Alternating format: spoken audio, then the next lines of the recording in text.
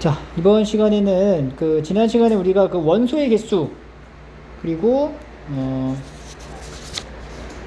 뭐였죠? 집합의 연산 법칙 이거 두 가지 이제 배웠는데 그 부분에 해당되는 내용에 좀 유형이 좀 특수한 형태 두 가지가 있어서 그 부분을 좀 설명을 좀 간략하게 하겠습니다. 자, 일단은 첫 번째는 이 배수 집합이라고 해가지고 이렇게 이렇게 문제에서 이렇게 이제 나타내 줄 거야. 이 A2라고 하는 거를 정의를 해줘, 문제 안에서. 이거는 2의 배수의 집합.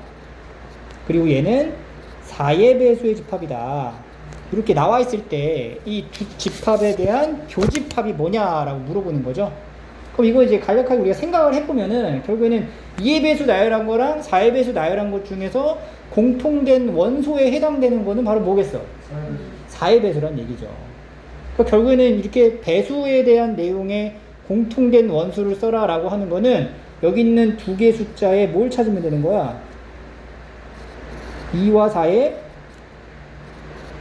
최소 공배수로 이루어진 집합이다, 이렇게 생각을 하시면 되는 거예요. 그래서 얘는 이제 A의 4가 된다. 요거를 우리가 원소로 나열을 해보면은 금방 눈에 들어와. 2의 배수 쭉 써보고 그 다음에 4의 배수 쭉 써보고. 그러면 공통된 원소는 여기 뒤에 있는 요게 된다는 거죠.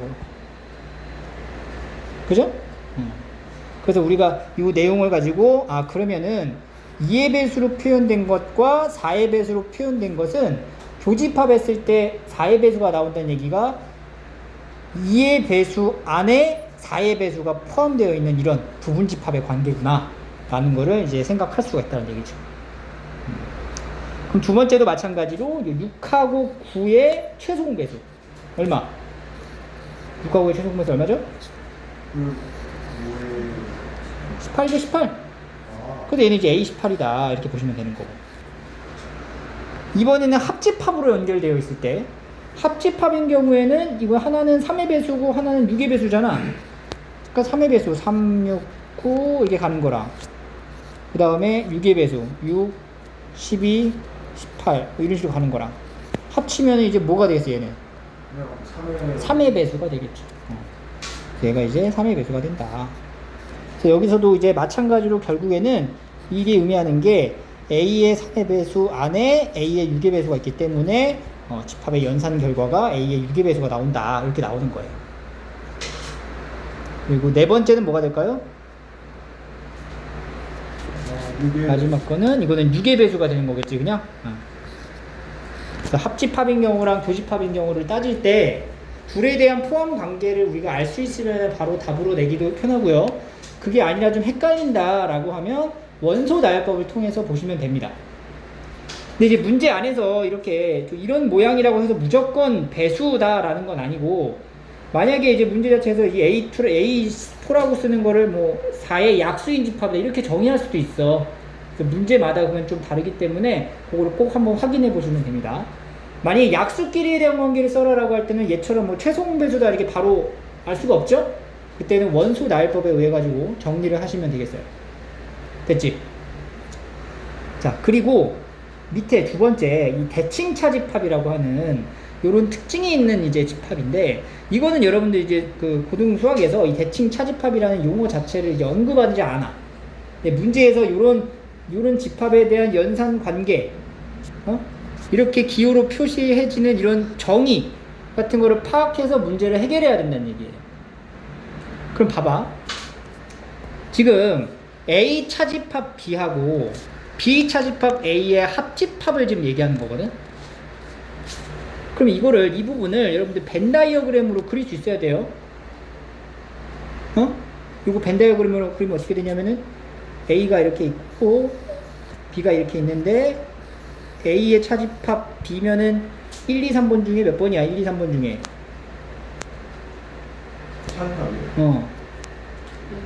1번이죠. 그리고 B 차집합 A는 3번. 그러니까 1번과 3번을 색칠하라, 이런 표현이 된 거야. 여기를 얘기하는 거예요. 이 부분이 이 집합의 어떠한 그 연산 법칙에 의해서 이렇게 표현이 되기도 한다는 거예요. 근데 이건 우리가 벤 다이어그램으로 나타낼 수도 있거든. 봐봐. A 합집합 B는 몇 번이야? 그리고 이제 1번하고 3번 합치게 되는 거고, A 합집합 B는 1, 2, 3이죠. 거기서 A 교집합 B는 2번이지. 1, 2, 3번에서 2번을 제외하니까 몇 번만 남아? 1, 3이 남지. 똑같이 나오잖아. 그지? 그래서 벤 다이어그램을 우리가 이렇게 확인을 할 수도 있고, 하나는 집합의 연산 법칙에 의해서 제가 합집합, 차집합, 교집합으로 나오는 형태를 한번 보도록 할게요. 자, 얘가 A 차집합 B의 합집합 B 차집합 A다. 이렇게 지금 얘기를 하고 있는 건데, 자, 선생님이 차집합 내용은요, 바꿔서 써야 된다고 암기하라고 했어요, 분명히. 그지? A 차집합 B는 뭘로 바꿀 수 있니? 그렇지. A교 B예요. 그리고 B교 차집합 A는 B교 A요. 이런 식으로 우리가 이거를 바꿔 쓸 수가 있습니다. 됐어요? 됐죠? 여기까지. 그럼 잘 보세요. 지금 여기서 이제 분배 법칙을 적용을 할 건데, 이 분배 법칙을 어떤 식으로 적용을 할 거냐면은, 여기 앞에 있는 얘가 하나의 덩어리가 되면서 같이 움직이는 거야. 이 합집합 기호랑 같이. 오케이? 이 앞에 있는 괄호가, 여기 이 괄호가 이 합집합 기호랑 같이 만나서 이 B한테 하나 주고, 여집합한테 하나씩 줄 거야. 이런 식으로. 그러면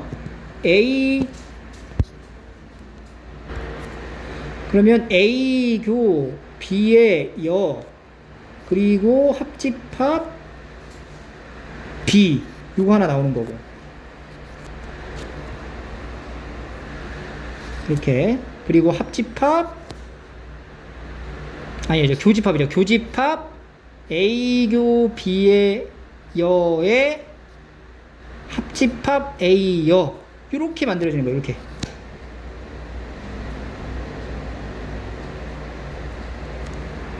그래서 다시 요 안쪽에 들어가 있는 요 부분을 또 분배를 각각 해주면 A 합 B 교 A B여 합 B, 이렇게 하나 나오고요.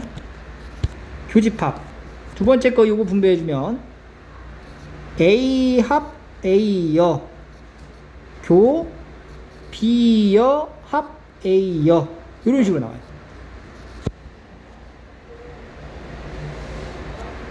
그러면 여기 보시는 얘 있죠, 얘.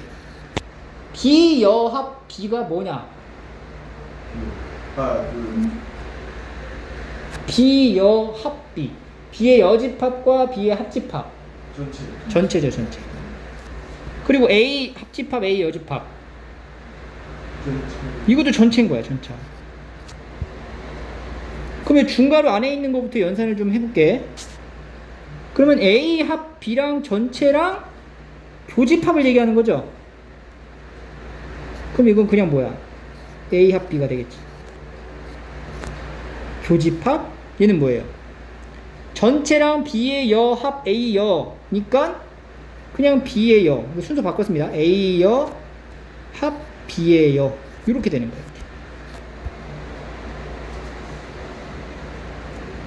됐어요? 그러고 나면은 이 뒤에 있는 얘가요, 드모르간의 법칙에 의해 가지고 여집합을 밖으로 빼내면서 여기가 교집합으로 바뀌는 거야. 이렇게.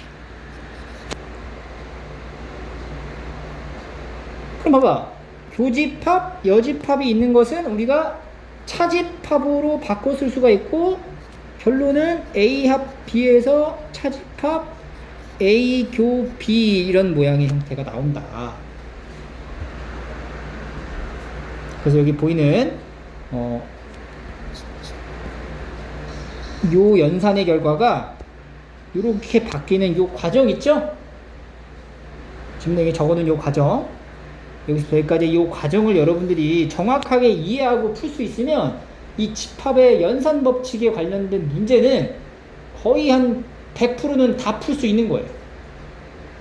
그래서 이 부분은요, 다시 한번 꼭 스스로 한번 연습을 하시길 바라요. 그래서 이제 문제 안에서 이렇게 표현되어 있는, 즉 이런 식으로 이제 그 색칠되어 있는 벤 다이어그램 상황의 영역을 기호로서 보통은 이렇게 표현을 하기를 해요. 연산에 이제 하나의 이제 정의를 해주는 거예요. 문제 안에서. 근데 꼭 이제 세모로 안 하기도 하고 뭐 점 색칠한 걸로 표현할 수도 있고요. 그건 문제마다 달라요. 여기서는 이제 설명할 때는 이게 세모로 할게. 그러면 이 세모의 역할은 바로 이 대칭 차집합, 즉 이렇게 어떤 교집합을 기준으로 대칭성이잖아. 그러니까 얘네들이 이제 대칭되어 있는 차집합을 합쳤다, 이렇게 생각을 하시면 돼요. 그 연산 법칙에 의한 정의가 좀 몇 가지가 생겨요. 그래서 A 삼각형 B의 뜻이요. 지금 요 색칠한 얘기를 하는 건데, 이것은 교환 법칙이 성립을 합니다. 이렇게. 그리고 A 삼각형 A 대칭 차집합 똑같은 걸 해버리면 얘는 공집합이 되는 거예요. 이거는 의미가 되지. A차 A에다가 A차 A를 빼는 거잖아. 합치는 거잖아. 공집합에 공집합을 합치는 거니까 공집합이 되는 거지. 그리고 A 대칭 차집합 A의 여집합을 하면 전체가 됩니다. 전체. 그리고 얘는 이제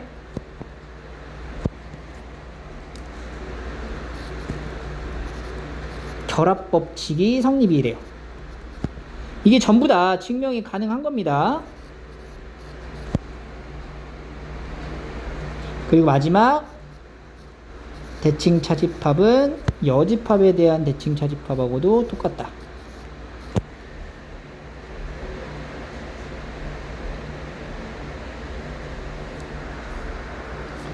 이런 이제 5가지에 대한 성질들에 관련된 문항이 출제가 될 수 있으니 요거는 좀 암기를 해놓고 문제를 푸는 게 좋을 겁니다.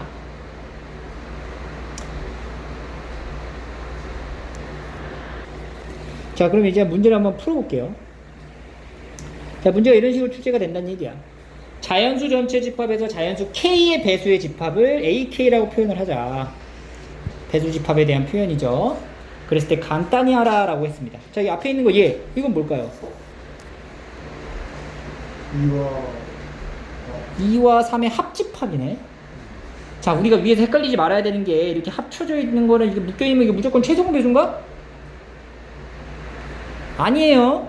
여기 보시면요, 교집합으로 연결되어 있을 때만 최소 공배수라고 할 수 있는 거지, 합집합으로 연결되어 있을 때는 이렇게 배수 관계가 아니면은 최소 공배수는 어떤 겹쳐져 있는 부분이 아닌 거야. 그러니까 A2랑 A3에 대한 관계를 따져봤을 때 A2가 지금 A3의 부분집합인지 아닌지를 판단해봤을 때 아니잖아. 그럼 이걸 한 번에 나타내기가 어려워져, 맞지? 그래서 이런 경우는 이 안에 들어있는 괄호를 먼저 연산을 하지 말고 이 부분을 먼저 분배를 해가지고 정리를 하세요. 그럼 얘가 A2 교회 A4 하고 합집합 A3 교 A4가 돼요. 그럼 앞에 있는 이거는 2랑 4의 최소 공배수니까 A4가 되는 게 맞고, 뒤에 있는 부분은 3하고 4의 최소 공배수니까 A 얼마야? 12가 되는 거죠. 이렇게 하고 나면은 A4랑 A12에 대한 관계가, 이 관계가 어떻게 돼? A4랑 A12의 관계가 A12가 A4의 부분집합이기 때문에 합집합을 구하면 A4가 된다. 이렇게 만들 수 있습니다. 됐죠? 그리고 두 번째는 좀 간단하죠. 이거 A6, A12 얘부터. 그럼 얘는 A6랑 A12의 포함 관계가 이렇게 되어 있기 때문에 합집합을 하면은 A6가 되는 거죠. A6. 여기서도 A9하고 A8의 관계가 이렇게 부분집합 관계이기 때문에 얘는 A9가 된다. 그래서 얘는 이제 뭘 얘기하냐면 A6 교집합 A9를 말하고 있는 겁니다. 그럼 6하고 9의 최소 공배수인 A18 이렇게 말할 수 있다. 그래서 배수 집합에 대한 관계 문제를 이런 식으로 풀이를 하시면 되는 겁니다. 됐죠? 두 번째, 전체 집합의 부분 집합 중에서 연산 세모를 이렇게 정의하겠다. 연산 세모라는 걸 이렇게 정의하겠다고 문제에서 이게 출제해줘요. 이런 식으로. 이게 바로 뭐예요? 위에서 얘기했었던 대칭 차집합이라는 거지. 자, 대칭 차집합이라는 용어를 기억하지 않아도 돼. 대신 요 그림의 벤 다이어그램의 영역만 기억을 해놓자. 어떤 그림이었냐면은 이렇게 있고 이렇게 있을 때 몇 번 몇 번? 그렇죠. 이 부분을 나타내는 거구나. 그럼 우리가 이거에 대한 성질들 5개가 쫙 나와야 되죠? 그지? 그걸 기본으로 했을 때 나오는 게 뭐냐? 기억. 그 성질이 만약에 기억이 안 난다. 그러면 그냥 해보면 돼. 이 세모에 대한 연산은 여기는 A에서 A 여집합 빼고 그 다음에 합집합 A 여집합에서 A 빼는 거야. 이렇게 하는 거야. 그래서 이 연산이죠? 이게 뭐예요? 아니지. A에서 A 여집합을 빼래.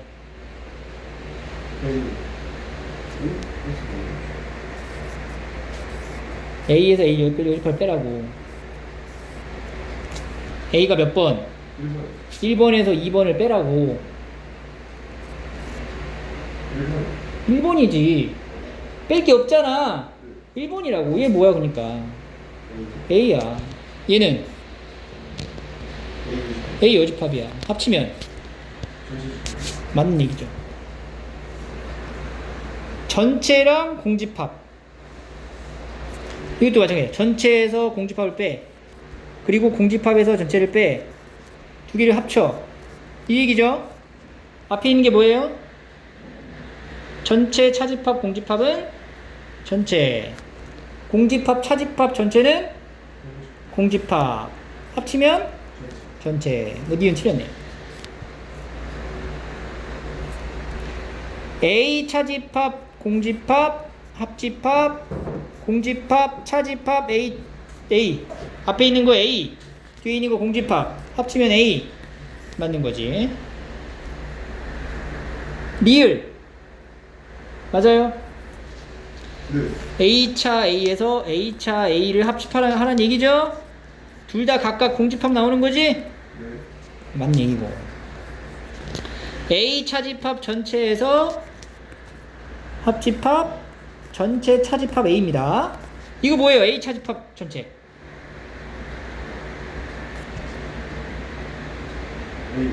A 차집합 전체. A 차집합 전체. 어? 공집합이지. A가 지금 전체에 포함되어 있잖아. 더 작은 거에서 큰 영역을 빼는 거잖아. 그럼 아무것도 없을 거 아니야. 전체에서 차집합 A 하면은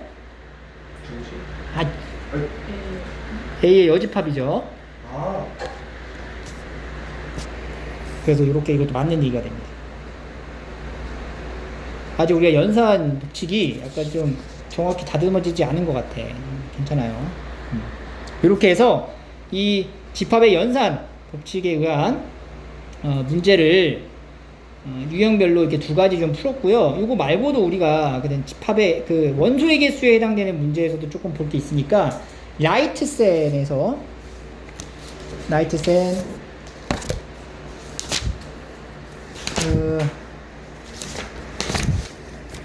기준이 37페이지를 좀 필게요. 라이트센 37페이지로 오세요. 자, 이 37페이지에 이 유한집합에 대한 원소의 개수의 최대 최소 문제가 여러분들 이제 시험 내신에서 굉장히 많이 물어보는 유형 중 하나입니다. 이게. 그래서 얘를 풀이하는 방식이 2가지가 있어요. 첫 번째는 벤 다이어그램 상황에서 여러분들이 충분히 예측이 가능하게 그림 안에다가 숫자를 넣어보면서 비교하는 방법이 있고, 두 번째는 이제 그 집합의 연산 법칙에 의해서 수식적으로 정의를 하는 경우가 있어. 그래서 2가지 다 알아야 되고요. 약간 난이도가 올라가면 올라갈수록 우리가 연산을 좀 이용해야 되는 경우가 더 많이 생기기 때문에 물론 그림으로 나타내서 이제 이해하는 거는 쉽거든. 연산으로 표현하는 부분은 약간 조금 어려울 수 있어요. 와닿지 않기 때문에 우리가 연산으로 연습하는 부분을 좀 충분히 연습을 하셔야 됩니다. 자, 일단은 먼저 벤 다이어그램으로 나타내는 걸로 한번 해볼게. 그러면 벤 다이어그램 첫 번째 풀이입니다. 첫 번째 풀이. 벤 다이어그램을 그려서 이제 원소를 이제 개수를 적어주는 거야. 그래서 전체가 지금 몇 개냐면은 20개죠. 그리고 A의 원소의 개수 몇 개? 15개. 그 다음에 B의 원소의 개수는 8개. 이렇게 되는 겁니다. 그리고 지금 영역으로 표현됐을 때 1번 영역, 2번 영역, 3번 영역, 4번 영역 이렇게 나누는 거 우리 이거 그냥 정해놓고 할게요. 앞으로 1, 2, 3, 4번에 해당되는 원소가 각각 몇 개씩 있는지를 지금부터 파악을 해야 되는 게 문제야. 그때 이 교집합의 최대값을 m이라고 한대요. 그러니까 여기 있죠, 여기. 요 안에 들어가 있는 것 중에 가장 많은 경우랑 가장 적은 경우래. 그럼 여기 안에가 가장 많다라는 거. 풀이 1이야, 풀이 1. m 값을 최대가 되는 경우를 생각해 볼게요. 최대가 되는 경우라는 건 이 공통된 부분의 영역이 우리가 개수가 많으니까 마치 영역의 넓이가 가장 어떨 때야? 클 때를 말하게 되는 거지. 그럼 여기 겹치는 부분이 가장 많은 경우를 뜻하는 거잖아. 겹치는 부분이 가장 많다라고 하는 거는 어떤 경우냐면 A 안에 B가 들어가 있는 경우야. 이런 식으로. 이렇게 있으면 겹치는 부분이 제일 많아지는 거거든. 이해돼요? 그래서 요 안에 B 자체 8개가 공통된 개수다라고 생각했을 때가 제일 커질 거란 얘기예요. 그죠? 네. 그래서 최대값이 뭐야? 8이다. 이렇게 생각을 할 수가 있어요. 이해돼요? 네. 두 번째는 뭐냐면은 이제 뭘 찾아야 돼? 최소값이죠. 최소값. 그러면 최소값인 경우에는 이거의 반대로 겹치는 부분이 가장 개수가 적다는 얘기니까 영역의 넓이도 제일 적게끔 그림으로 표현을 하는 거야. 그럼 영역의 넓이가 제일 적게끔 표현할 수 있는 거는 그냥 아예 안 만나게. 겹치는 게 없게 우리가 생각을 할 수가 있잖아. 겹치는 게 아예 없으면 되는 거니까. 그래서 겹치는 게 아예 없게끔 한번 벤 다이어그램으로 한번 나타내 보는 거지, 이렇게. 이렇게 나타냈는데, 이렇게 나타내면은 이거는 지금 상황이 맞아요? 안 맞아요? 안 맞아요. 모순이 생겨. 왜 그래? 전체가 20인데, A가 15개고 B가 8개인데, 두 개가 겹치지 않는다면 얘네들을 합쳐서 23개고, 전체가 20개인데 합쳐서 23개? 말이 안 돼요. 그러니까 적어도 어떻게 돼야 되는 거야? 이 3개 정도는 겹쳐 있어야 된다는 얘기야. 그래서 얘는 안 만나면 안 되는 거고 적어도 3개 정도가 이렇게 만나는 경우가 있어야 되는구나. 그래서 이 개수가 몇 개? 3개일 때가 가장 최소가 된다. 이런 식으로 여러분들이 아마 문제를 풀었을 것 같아요. 맞아요? 네. 그래서 이렇게 우리가 이제 벤 다이어그램의 이제 상황을 한번 이제 비교해 가면서 문제를 푸는 경우가 있고, 이게 풀이 첫 번째고요. 이 두 번째 풀이는 어떻게 하는 거냐면은 우리가 이걸 알아야 돼. 자, 지금 n 전체가 몇 개야?